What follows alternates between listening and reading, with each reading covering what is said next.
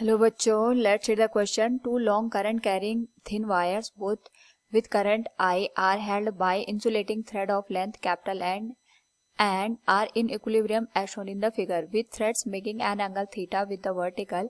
If wires have mass lambda per unit length, then the value of I is G is gravitational acceleration. Now to answer this question, first we will discuss here the key concept, and here the key concept will be force between two current carrying wire.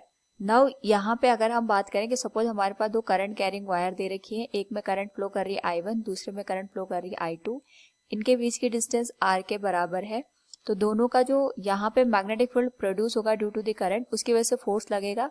और ये जो force per unit length होती है इसको हम represent कर सकते हैं mu naught I1 I2 divided by 2 pi into R से. साथ में यहाँ पे कोई करंट कैरिंग वायर अगर दे रखी है, उसके लिए हमारे पास जो मैग्नेटिक फील्ड की वैल्यू होती है it is given as mu nought into I divided by 2 pi into R के बराबर. नाउ यहाँ पे अगर हम बात करें तो हमारे पास दो लॉन्ग करंट कैरिंग वायर रखी है जिनमें करंट का अमाउंट सेम है. हमने दोनों को एक स्ट्रिंग से यहाँ पे कनेक्ट किया है जिसकी लेंथ एल के बराबर है और यहाँ पे जो एंगल बन रहा है वो थीटा के बराबर है. सबसे पहले हम यहाँ पे दोनों के बीच की जो डिस्टेंस है वो हम आर के बराबर कंसिडर करते हैं. सो फ्रॉम हियर ये एंगल हमारे पास थीटा है, तो सबसे पहले हम यहाँ पे अगर इसको नेमिंग दे दें, ये आ जाएगा O, this will be A, this will be B, this will be C. तो हम यहाँ पे सबसे पहले जो हमारे पास आर है उसकी वैल्यू कैलकुलेट करते हैं in terms of the L. तो ए से लेके बी तक जो हमारे पास डिस्टेंस आएगी वो टोटल डिस्टेंस सी बी का हाफ होगी, that will be R by 2.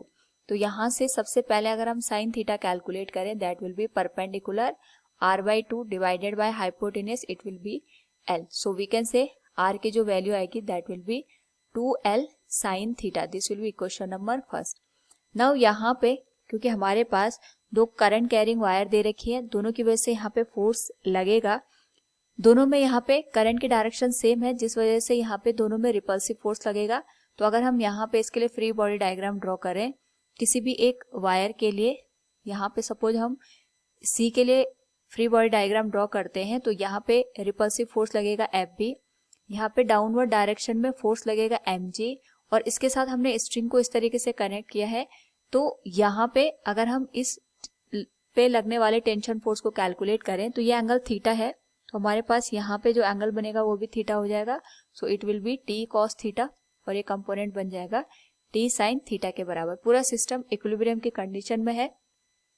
Now यहाँ पे सबसे पहले अगर हम बात करें कि हमारे पास जो एफ बी की वैल्यू आएगी, उस पर्टिकुलर केस में हम यहाँ पे वैल्यू कैलकुलेट कर सकते हैं, that will B mu naught I1 I2, यानी करंट की वैल्यू सेम है तो आई स्क्वायर आ जाएगा. तो ये मल्टीप्लाई हो जाएगा. यहाँ पे लेंथ ऑफ द वायर हम L कंसिडर कर लेते हैं and it will be divided by इनके बीच की जो डिस्टेंस है दोनों वायर के, it is given as R. सो ये आ जाएगा 2 पाई इंटू आर. आर को रिप्लेस कर सकते हैं हम इक्वेशन नंबर फर्स्ट से, तो ये आ जाएगा mu not I square into L divided by ये आ जाएगा हमारे पास 2 pi into 2 capital L sine theta के बराबर. नाउ अगर हम इसको सिंप्लीफाई करके लिखें तो ये आ जाएगा mu not I square into L, this will become 4 pi L sin theta. This will be equation number second.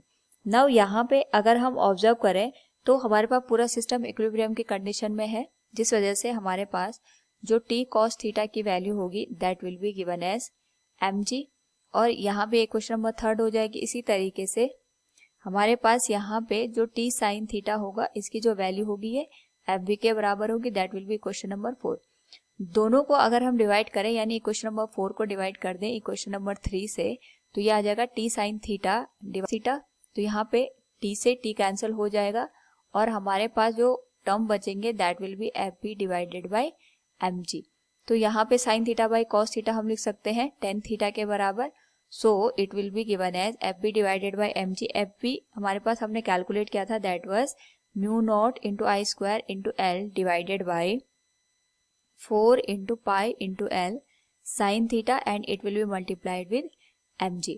Now we know that हमारे पास यहाँ पे जो tan थीटा की वैल्यू आएगी we can calculate it as mu naught into I square. जो हमारे पास ये numerator का L है इसको हम यहाँ पे डिनोमिनेटर में शिफ्ट कर सकते हैं। तो मास पर यूनिट लेंथ को हम लैम्डा से रिप्लेस कर देंगे, तो ये आ जाएगा 4 पाई इंटू एल, ये आ जाएगी value sine theta into lambda into g के साथ। नाउ हमें आई की वैल्यू कैलकुलेट करनी है, तो हम लिख सकते हैं I square will be given as 4 pi into L sine theta into lambda into g into tan theta divided by mu naught k. तो टेन थीटा को हम यहाँ पे sine theta by cos theta लिख सकते हैं। तो हमारे पास जो टर्म बचेगा it will be given as I square equals 4 pi into lambda into L sine square theta into g divided by mu nought cos theta के।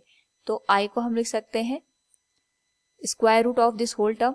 तो यहाँ पे 4 और साइन स्क्वायर थीटा स्क्वायर से बाहर आ जाएंगे, तो ये आ जाएगा 2 sine theta will be multiplied with pi into lambda into L into G divided by mu naught cos theta k. This will be the amount of current in this particular case. Hope all you understood it. Thank you and best of luck.